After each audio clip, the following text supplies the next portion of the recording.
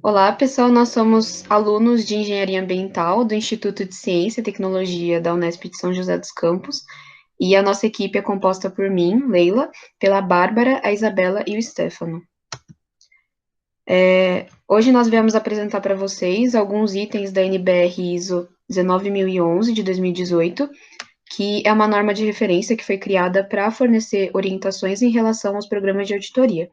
Ela é dividida em 7 partes, que vão desde o escopo até a parte de competência e avaliação dos auditores, e os itens dos quais a gente vai abordar aqui fazem parte da seção 5, que aborda a parte do gerenciamento de um programa de auditoria. Ao todo serão 6 itens, desde o 5.5.3 até o 5.7. De acordo com o item 5.5.3, que é o selecionando e determinando os métodos de auditoria, é adequado que a seleção do método seja realizada pela pessoa que está ali gerenciando o programa com base nos objetivos, no escopo e nos critérios de auditoria.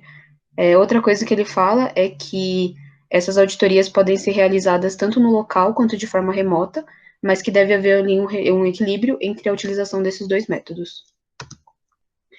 E também nas situações em que existe mais de uma organização envolvida para um mesmo auditado, quando temos ali uma auditoria conjunta, convém que essas duas ou mais organizações estejam de acordo sobre esses métodos que forem estabelecidos. Bom, já o item 5.5.4 diz respeito à seleção dos membros para a equipe de auditoria. Aí ele fala ali que convém que as próprias pessoas que gerenciam o programa de auditoria indiquem os membros para a equipe, incluindo o líder e os especialistas que forem convenientes para cada caso, e comenta também que essa equipe deve ser selecionada com base nas competências necessárias para alcançar os objetivos da auditoria individual no escopo determinado. Isso de forma a assegurar a competência global da equipe. Na seção 7 dessa mesma norma, você pode encontrar as orientações para determinar quais são essas competências e os processos para avaliar esses auditores. E a partir do momento em que o tamanho e a composição da equipe estão decididos, convém que algumas coisas sejam consideradas, como a competência global necessária, a complexidade da auditoria, se ela é uma auditoria combinada ou conjunta, os métodos selecionados, a questão da objetividade e da imparcialidade, né, para evitar qualquer tipo de conflito ali no processo. E tem ainda mais 3 itens aí a serem considerados, que são a capacidade dos membros de trabalhar e interagir de forma eficaz, as questões externas e internas pertinentes, que vão desde a questão do idioma em que será feita essa auditoria, até questões sociais e culturais do auditado. E por último, mas não menos importante, o tipo e a complexidade dos processos a serem auditados. E para finalizar, convém que o líder da equipe seja consultado sobre a composição dos membros da auditoria, e no caso em que as competências não forem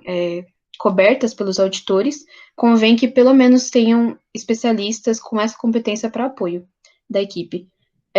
Não existe também um empecilho para auditores em treinamento entrarem na equipe, desde que estejam sob direção e orientação de um auditor propriamente dito. E a outra coisa que eles falam na norma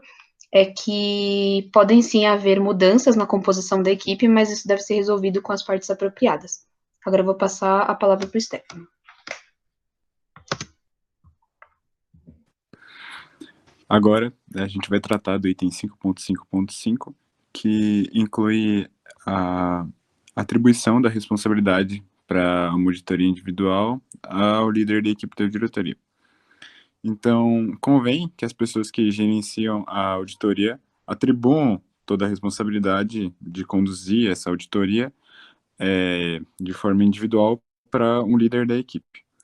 Então, para assegurar que a auditoria ocorra de forma eficaz e eficiente, as informações a seguir devem ser seguidas, né, de preferência para que tudo ocorra conforme o previsto. Então, devem ser passados os objetivos da auditoria, os critérios da auditoria e documentações, qual que é o escopo da auditoria, processos da auditoria e os métodos associados, a composição da equipe da auditoria,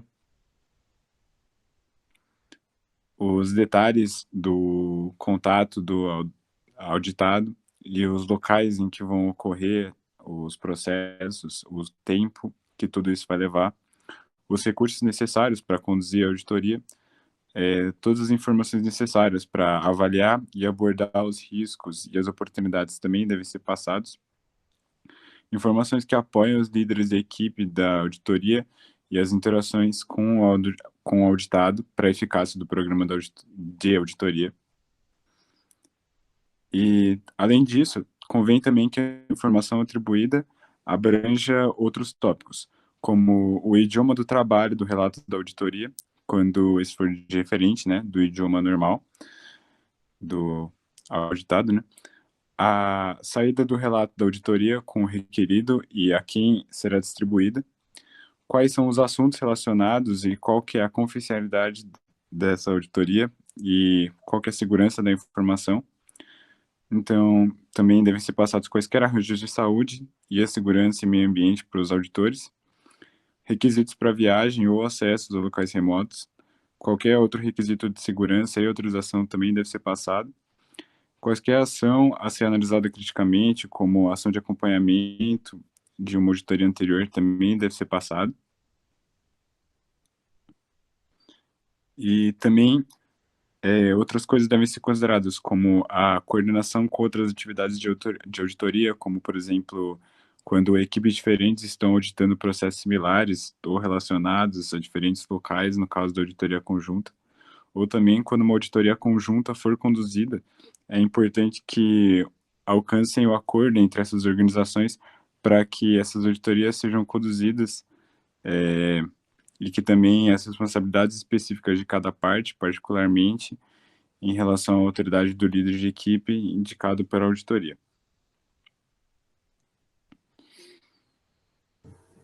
Bom, o item 5.5.6 da norma, ele vai tratar sobre o gerenciamento dos resultados de auditoria. E é importante dizer que nesse item, a pessoa responsável por gerenciar o programa de auditoria, ela deve garantir que seja realizada uma avaliação do alcance dos objetivos para cada auditoria do programa, uma análise crítica e aprovação dos relatórios referentes a objetivos definidos na auditoria, deve garantir também que haja uma análise crítica da eficiência das ações tomadas ao longo dos processos e que seja distribuído também relatórios da auditoria às partes interessadas dentro e fora da organização, todos os stakeholders relacionados. E também deve determinar auditorias de acompanhamento quando necessárias.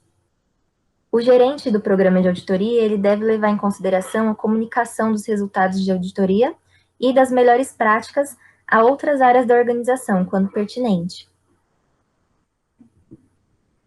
Falando agora sobre os registros do programa de auditoria, é importante que seja assegurado por parte dos gerenciadores de auditoria que todos os registros sejam gerados, organizados e mantidos para comprovarem a implementação da auditoria.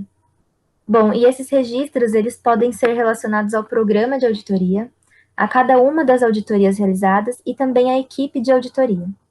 Então, quanto ao programa inteiro de auditoria, eles incluem uma agenda de auditoria, objetivos e extensão do programa, abordagem de riscos e oportunidades e também análise crítica da eficácia do programa. Quanto a cada uma das auditorias, os registros eles podem incluir planos e relatórios, evidências e constatações, relatórios de não conformidades, então, tudo que ainda não está conforme a lei, relatórios de correções e ações corretivas também, para que haja um melhoramento, e relatórios de acompanhamento. E, por fim, quanto às equipes de auditoria, esses registros eles podem abranger avaliação e competência dos membros da equipe, critérios para a formação dessa equipe e manutenção e melhoria de competências. Bom, falando agora sobre o monitoramento do programa de auditoria, ele avalia se os agentes estão sendo cumpridos e se os objetivos do programa de auditoria estão sendo alcançados. Ele também avalia o desempenho dos membros da equipe de auditoria, incluindo o líder e os especialistas, a capacidade das equipes de auditoria de implementar o plano de auditoria e o feedback para os clientes de auditoria, auditados, auditores, especialistas e outras partes interessadas pertinentes. Também aqui englobam os stakeholders. a suficiência e adequação de informação documentada em todo o processo de auditoria.